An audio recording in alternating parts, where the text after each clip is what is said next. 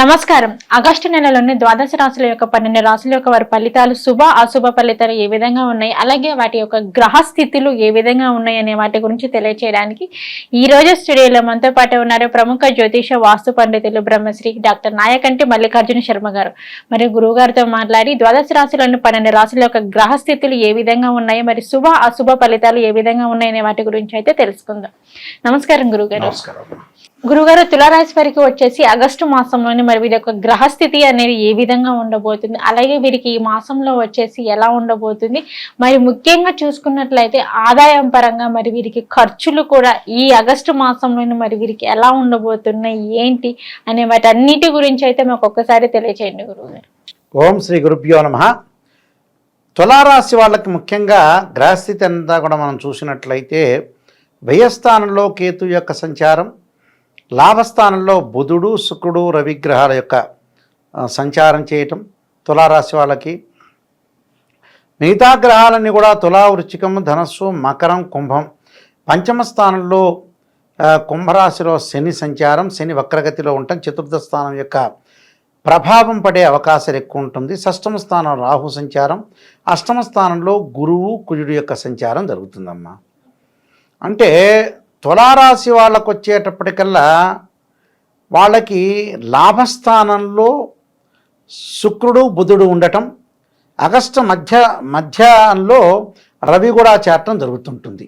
అంటే ఇక్కడ బుధ శుక్రుల వల్ల వ్యాపారం చేసుకోవచ్చు, నూతన వ్యాపారాలు కూడా కొన్ని ప్రారంభం చేసుకోవచ్చు, కానీ అధిక పెట్టుబడి అనేది పెట్టకూడదు. బట్ అది కండిషన్.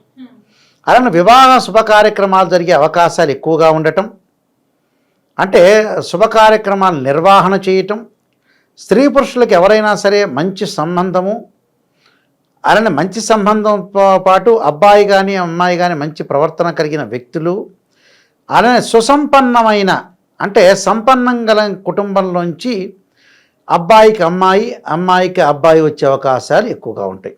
అంటే వివాహ శుభ కార్యక్రమాల్లో పాల్గొనే అవకాశాలు ఎక్కువగా ఉంటాయి. మీరు వృత్తిలో విజయం సాధించటం, దాంతోపాటు జాప్యము, కాలయాపన, అలానే కుటుంబంలో శుభ కార్యక్రమాలు, శుభం జరిగే అవకాశాలు ఎక్కువ ఉంటాయి. సంఘంలో గౌరవ మర్యాదలు, ఉద్యోగపరంగా ప్రమోషన్లు రావటం, అలానే వ్యాపార పరంగా గణనీయ లాభాలు జరిగే అవకాశాలు ఎక్కువ ఉండటం, కుటుంబంపై కొంత మానసికంగా ఒత్తిడి జరిగే అవకాశాలు కొన్ని ఉంటాయి. అంటే లాభంలో గ్రహాల వల్ల మంచి మేలు జరుగుతుంది. ఇక్కడ మనకి ఏదైతే పంచమ స్థానంలో శని యొక్క సంచారం చతుర్థ స్థానం మీద పడటం వల్ల తల్లి యొక్క ఆరోగ్యము, వాహనాలు దగ్గరికి వెళ్ళి కొనుగోలు చేయలేకపోవటం, వాహన ప్రమాదాలు జరిగే అవకాశాలు ఉంటాయి. షష్టమ స్థానం రాహు యొక్క ఫలితం వల్ల విదేశాలకు వెళ్ళటం, కంపెనీతులు కూడా విదేశాలకు వెళ్ళటం, ప్రణాళికాబద్ధంగా ముందుకు వెళ్ళటం, అనేక మార్గాల్లో ఆదాయం బాగా పెరిగే అవకాశాలు ఎక్కువ ఉంటాయి. అంటే 6వ స్థానం రాహు మంచి ఫలితాన్ని ఇస్తాడు. అంటే శత్రువులు దూరంగా ఉండటం, అనారోగ్య సమస్యలు తగ్గే అవకాశాలు ఎక్కువగా ఉండటం, అంటే ఇవన్నీ కూడా వాళ్ళకి జరుగుతాయి. కానీ డబ్బు పరంగా మటుకు పొదుపు పాటించడం మంచిది. అంటే అష్టమ స్థానంలో గురువు బాగలేకపోవటం వల్ల, అంటే ఎంతవరకు మనకి బ్రహ్మాండంగా డబ్బులు వస్తున్నా కూడా మితభాషిగా ఉండాలి, పొదుపు పాటించాలి. అంటే ఎక్కువగా మాట్లాడకూడదు, ఎక్కువగా కోపం తెచ్చుకోకూడదు, ఆవేశం తెచ్చుకోకూడదు. ఆవేశం అనేది అనర్థాలకు దారితీసే అవకాశాలు ఎక్కువగా ఉంటాయి. కాబట్టి ఆవేశం లేకుండా ఆచితూచి అడుగు వేసి ముందుకు వెళ్ళటం అనేది చాలా మంచిది. గురువు బాగలేకపోతే ఏంటంటే ధనం అనేది ట్రాన్సాక్షన్స్ చేయకూడదు. అంటే ఎవరిని నమ్మకూడదు. నమ్మి మనం డబ్బులు ఇచ్చామనుకోండి, అది గోడకేసిన సున్నం లాంటిది. వాడు తిరిగి డబ్బులు ఇచ్చే సిచ్యువేషన్లో ఉండడు అని అర్థం. అలాంటి విషయాల్లో కొంత అప్రమత్తంగా ఉండాలి. అలానే అధైర్యపడకూడదు, కఠిన నిర్ణయాలు తీసుకోవాలి. ఆ నిర్ణయం తీసుకునేటప్పుడు అందరితో సంప్రదించి ఆ నిర్ణయాలు తీసుకోవటం అనేది బెస్ట్గా ఉండే అవకాశం ఉంటుంది. అధైర్యపడకూడదు. అంటే ఇవన్నీ కూడా వాళ్ళ యొక్క ఫలితాలని అర్థం.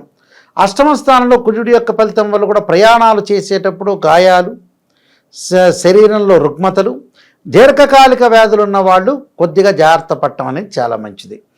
అలానే భూ సంబంధమైన వివాదాలు పరిష్కారం కాకపోవటం, కోర్టు సమస్యలు కూడా పెండింగ్లో ఉండటం, పెండింగ్లో ఉన్న ప్రాజెక్టులన్నీ కూడా అలానే పెండింగ్లో పడిపోవటం, గృహ నిర్మాణం చేయాలనుకున్న ప్రణాళిక అనుకున్నా కూడా కొంత లేట్ అయ్యే అవకాశాలు ఎక్కువగా ఉంటాయి. రైతులు కొంత జాగ్రత్తగా ఉండాలి.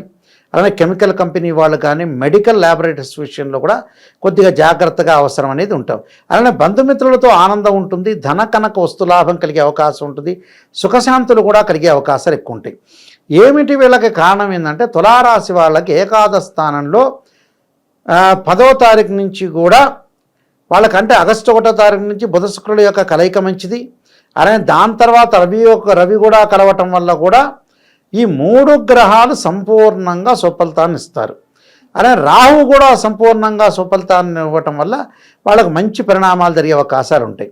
అయితే అష్టమ స్థానంలో కుజుడు యొక్క ఫలితం వల్ల కరెంటు అంటే ఎలక్ట్రిసిటీ బోర్డులో పనిచేసిన వ్యక్తులు కానీ, కరెంటు పనిచేసే వ్యక్తులు కానీ, ఫైర్ మాపక దళం, అగ్ని ప్రమాదాలు జరగకుండా, అలాంటి రాజభయము, రాజుల వల్ల అధికారుల యొక్క భయం అనేది కలిగే అవకాశాలు ఎక్కువ ఉంటాయి.